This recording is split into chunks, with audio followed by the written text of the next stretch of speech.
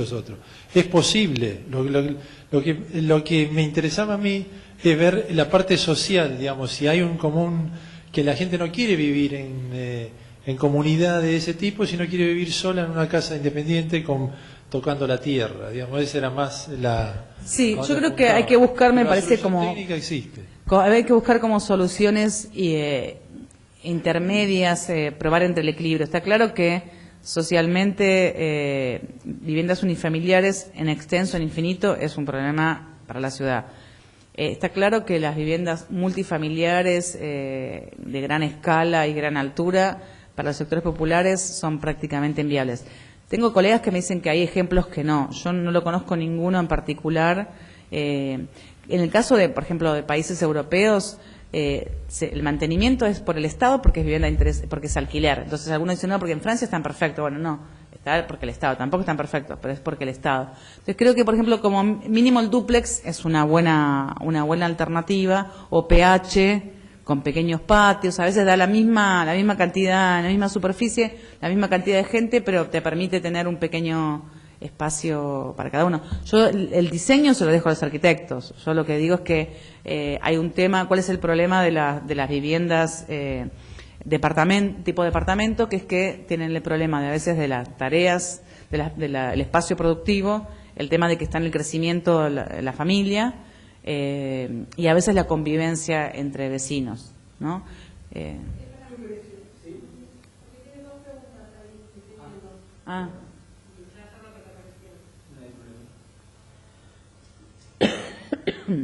Claro, bueno, acá sí lo que están proponiendo, la pregunta es, o opinión, estoy totalmente de acuerdo que la vivienda unifamiliar, justamente lo que acabo de decir, hiperextendidas, es el caso, digo, mexicano, también que además porque está muy lejos, y el caso chileno, que en realidad son más tipo dúplex, o planta baja y primer piso, distinto, está claro. Entonces por eso hay que buscar yo creo que hay que experimentar nuevas tipologías que concentren esto de mayor densidad que la unifamiliar, pero no la hiperdensidad de los conjuntos. Creo que todavía hay capacidad para diseño, y eso creo que es tarea de los arquitectos. En todo caso, yo había hecho como una cosa de qué elementos tener en cuenta para la vivienda de interés social, no la solución. Una es esto, que es un tema, lo productivo y lo reproductivo.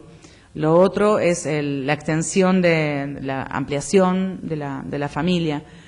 Otra cuestión es la cuestión del diseño también, ¿no? El diseño que todo el mundo aprende al ver desde lejos si es vivienda de interés social, si es qué tipo de vivienda es. Entonces también hay un diseño y una calidad para sectores populares. Creo que eso no es una buena solución. Y a veces también esta cuestión de la estética, ¿no? También de interpretar la estética, bueno, esta es la estética que le gusta a estos sectores. Yo creo que acá, siguiendo a un arquitecto, Víctor Peli, la gente no es que tiene una necesidad tal cual la plantea, ni el arquitecto tiene la solución a las necesidades, sino que hay como un diálogo, ¿no? Porque también a veces la gente dice necesito tal cosa, y bueno, a veces es una entrada a sus necesidades, pero necesidades es otra. Entonces, y también el arquitecto a veces, bueno, cree que tiene la solución. Entonces creo que del diálogo también, creo que nos faltan muchas experiencias, no solamente en vivienda unifamiliar, sectores populares, sino también muchas experiencias de diálogo entre aquellos que viven en conjuntos de planta baja 3 pisos, los que viven en dúplex, bueno, cuáles son las dificultades, problemas para pensar nuevas soluciones. Creo que falta, en ese sentido, como más creatividad en pensar nuevas tipologías, ¿no? Pero está claro que extender la ciudad no es una solución, y en realidad creo que ahí hay también una cuestión del Estado muy fuerte, porque también estamos por ahí poniendo el acento en que extender la ciudad con viviendas unifamiliares de interés social genera conflictos y graves problemas a la ciudad. Mientras tanto dejamos que, como en el caso de la región metropolitana de Buenos Aires, un 1 o 2% ocupe el 10-15% de la superficie en barrios privados. O sea, nosotros en una época jugábamos con la cifra, y que después cambió, pues esto lo hacíamos hace como casi 10 años, que había un 10% de la población que vivía en un 1% de superficie, que son los que viven en asentamientos informales, y había un 1% de la población que vivía en el 10% de la superficie. Ahora esto en realidad creo que subió al doble, porque la superficie, para que se den una idea, de los barrios cerrados en la región metropolitana es como la superficie de dos capitales federales. y creo que viven de 100 y pico mil personas. Y 2 capitales federales tenemos actualmente como. Entonces también a esta discusión misma hay que hacerla en todo el conjunto de la ciudad, porque si no estamos castigando a unos y permitiendo que otros sigan consumiendo suelo urbano, y es lo mismo, porque también después los asentamientos se van después de que terminó el sector de countries y barrios cerrados. Entonces también cuando se extienden los sectores de altos recursos, que ellos van, a lo mejor tienen a la capital 1 hora en transporte porque van con auto, los sectores populares se extienden más lejos y tardan la misma distancia, 3 horas de viaje hasta su lugar de trabajo, ¿no? Entonces también acá hay la extensión de los barrios cerrados no es simplemente una cuestión de justicia espacial, sino que también es una cuestión de a dónde van los sectores populares yendo. Pero bueno, nos estamos a ver la otra pregunta. Dice, la concepción incorporada desde el Estado es que hacer vivienda es dar techo y el concepto de vivienda es mucho más que eso. Exactamente eso es lo que apuntaba. Creo que todavía hay un sesgo viviendista que pervive a pesar de que ya también creo que hay un consenso. Creo que lo que dije yo, todo el mundo lo comparte, de que la solución no es vivienda, sino que es vivienda y ciudad, digamos, y que tienen que además venir juntos, ¿no? 10 años después. Entonces, eso está clarísimo, es cierto, y creo que faltaría que hay un consenso en todas las universidades, o más o menos bastante consenso, que sea incorporado al Estado. Lo que pasa es que también no es simplemente que falta decirle al Estado que recuerde lo que ya hay consenso, sino que también vamos a ver que el Estado tiene toda una maquinaria preparada para hacer vivienda, no para, por ejemplo, hacer lote con servicios. Para el Estado es como hacer, no sé, mandar un cohete a la luna es más fácil.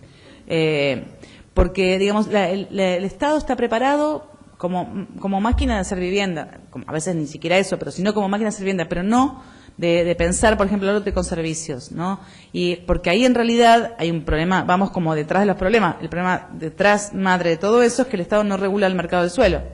Entonces, si uno dice la mayor demanda es suelo, incluso la gente lo dice claramente, lo que quiere es un lote, no más que vivienda, los sectores populares. Con un lote se arreglan porque la vivienda es parte de su acervo, de que se arreglan y lo van construyendo en la mayoría de los casos. Pero si la demanda es suelo, bueno, en realidad, si el Estado sale a comprar suelo para hacer lote con servicios, ¿qué hace? Aumenta el precio del suelo. Incluso si hace viviendas, no se registra, aumenta el suelo. Si da crédito para la clase media para hacer viviendas, aumenta el precio del suelo.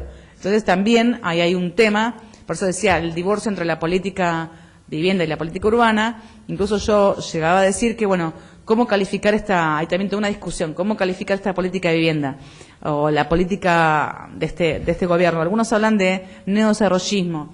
Yo creo que en esta etapa era casi neo-keynesiana, porque lo que querían era reactivar la economía.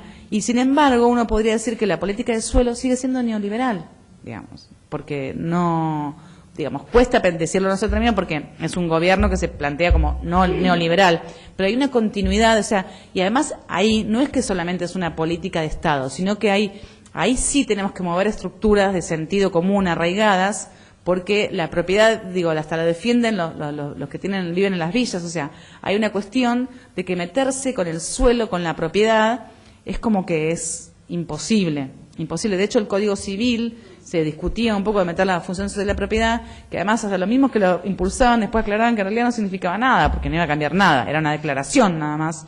Sin embargo, no se pudo poner porque era una frase comunista, chavista, que eso, bueno. Y 1000 países tienen la función social de la propiedad, un capitalismo activo del mercado del suelo, pero es simplemente una señal. En realidad, la función social y ambiental, como tiene la ley de acceso justo al hábitat. Pero digamos, entonces es como un núcleo duro que no es simplemente que el gobierno no tiene voluntad, sino que también tiene que haber una movida de estructuras en muchos ámbitos.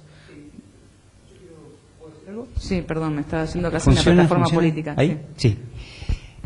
Dos cosas. Una, referido que acá en Mar del Plata hay un barrio en el Belisario Roldán, TPU, unos terrenos que se sobrevaluaron para hacer el barrio de 500 viviendas, que tuvieron muchos problemas apenas entregadas las primeras viviendas y se judicializó justamente por el tema de la empresa, que es Plantel, que no puso lo que tenía que poner donde debía, en tema de materiales básicamente, y esto fue constatado ya por el INTI, que era el comentario que te hacía hace un rato. Eso por un lado, que no sé si en realidad tiene la difusión que debiera tenerlo, porque en realidad es una situación que tengo entendido hay varias judicializaciones en el país respecto de algunos planes federales, o TPU básicamente, pero que acá en Mar del Plata ha sido emblemático. Por otro lado, que además no se construyó, por ejemplo, una sala de salud, para lo cual tuvieron que utilizar 2 de las viviendas, acoplándolas para hacer la sala de salud del barrio. Pero además, que creo que nos estamos olvidando, por lo menos para quienes conocemos, este tema de... Porque en definitiva la vivienda, el problema es el suelo, Sí. es la posesión del suelo, es la generación de suelo urbano. Y a pesar de la 8912, tan decreto reglamentario jerarquizado y vilipendiado desde el 77, en la provincia ha habido por lo menos un caso emblemático de generación que justamente no fue un urbanista, ni siquiera un arquitecto, ni tampoco antropólogo, fue un médico, el Gordo Barracha, en Trenquelauquen, que hizo, a mi criterio, 2 cuestiones bien hechas. Una fue la planificación estratégica, donde realmente fue participativa de todos los sectores, porque se amoldó a todos los sectores en horarios, en disponibilidad, etcétera, ¿no? Que esto fue en los 90, siendo el intendente radical. Luego generó, entre otras cosas, el PROLIM, que hizo de la ciudad también un emblema del reciclado de la basura, de la solución de los residuos urbanos, y también de los efluentes cloacales, resueltos para una ciudad de 35.000 habitantes cuando tenía 20.000 habitantes, y no se quedó ahí. Lo último que hizo, antes de que le diera el tercer infarto que lo llevó a la tumba, fue, también en su tercer gobierno municipal, la generación de suelo urbano. Y lo hizo un médico.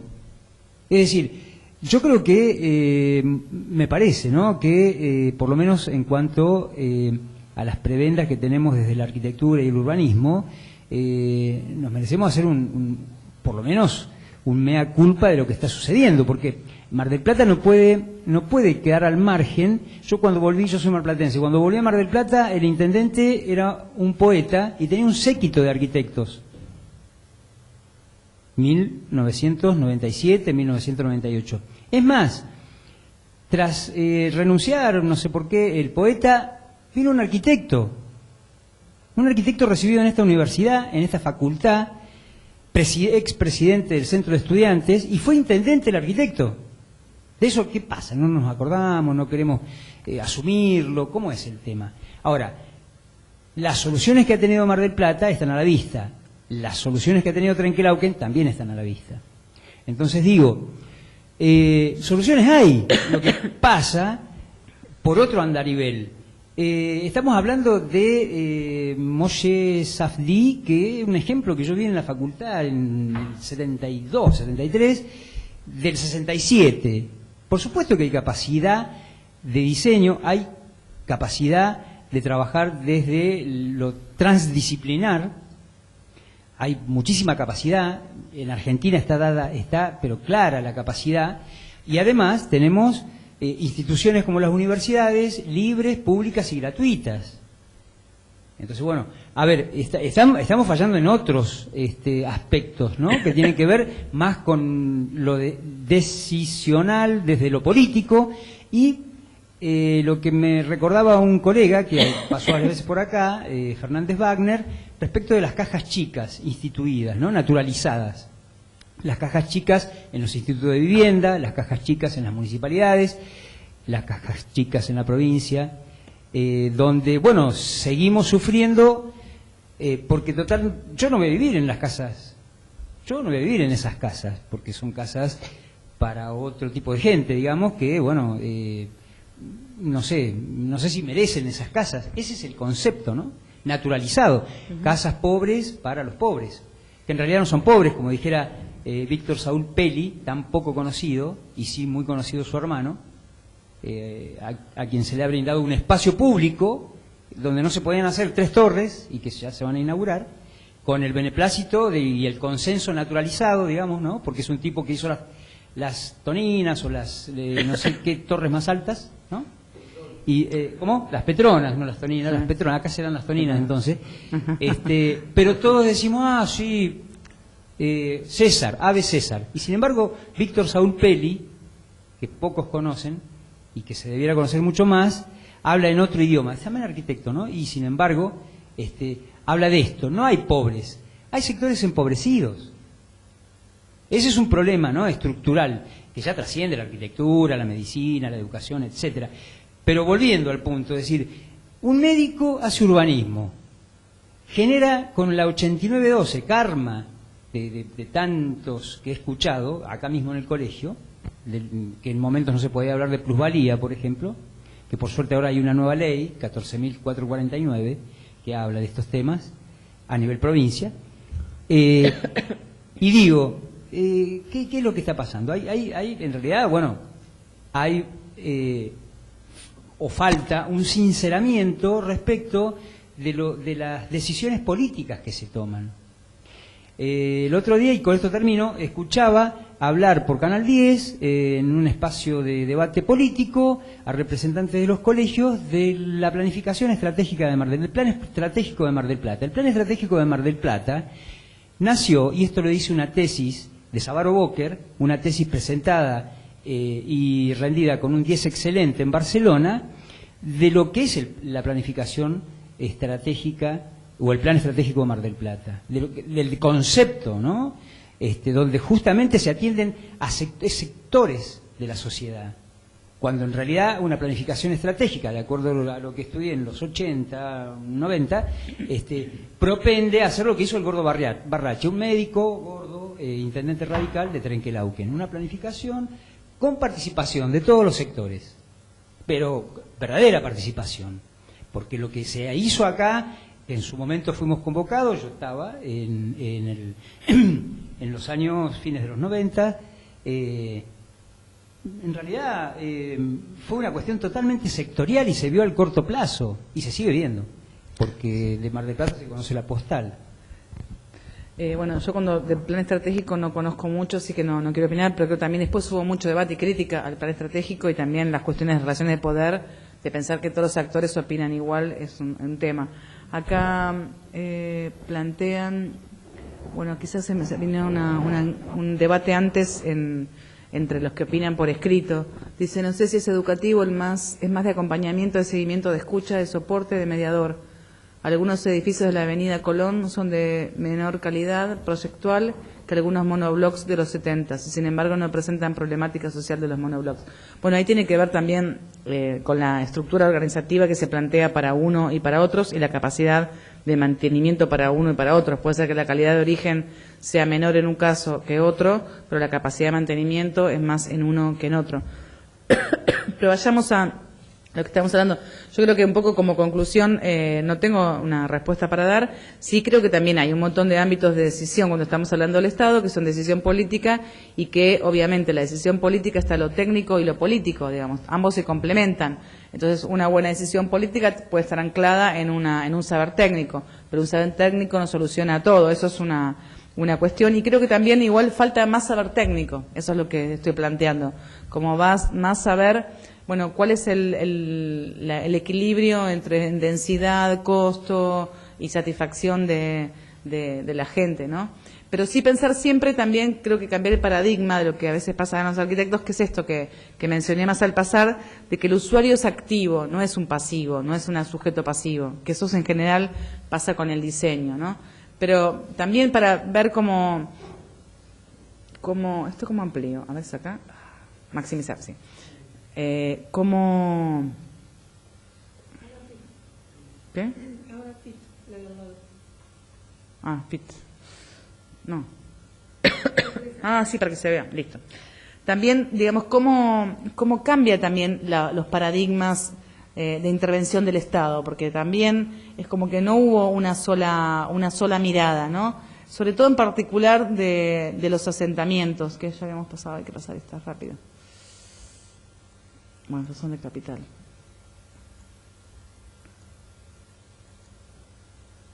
Entonces pasamos.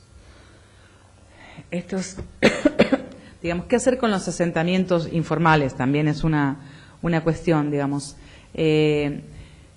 La primer política quizás fue no una política específica, ninguna política, porque bueno, la de los 30 fue también sacarlos a esa gente que eran como campamentos gitanos, como dijo una primera etnografía hecha por un subcomisario que quería resolver el tema de la mendicidad en Buenos Aires. Bueno, había que sacarlos corriendo.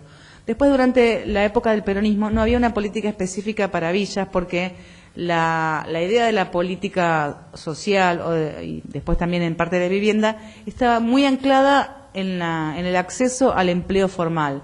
Entonces, el esfuerzo estaba a garantizar el empleo formal con todos los beneficios de jubilación, salud, agremiarse, y con lo cual también parte de la vivienda se resolvía por el lote propio, que en ese momento era accesible porque eran en cuotas, accesible. Había una política muy fuerte de transporte subsidiado, que a veces es una política de vivienda, y crédito a la vivienda. En algunos casos con un prototipo se le daba, entonces la gente tenía resuelto el suelo, la vivienda con crédito, y otros por vivienda por los sindicatos, ¿no?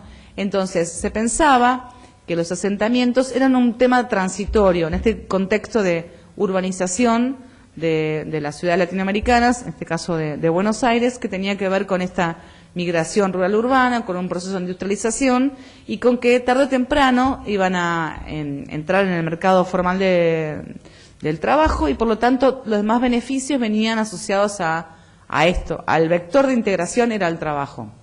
Entonces no estaba tematizada la villa como cuestión.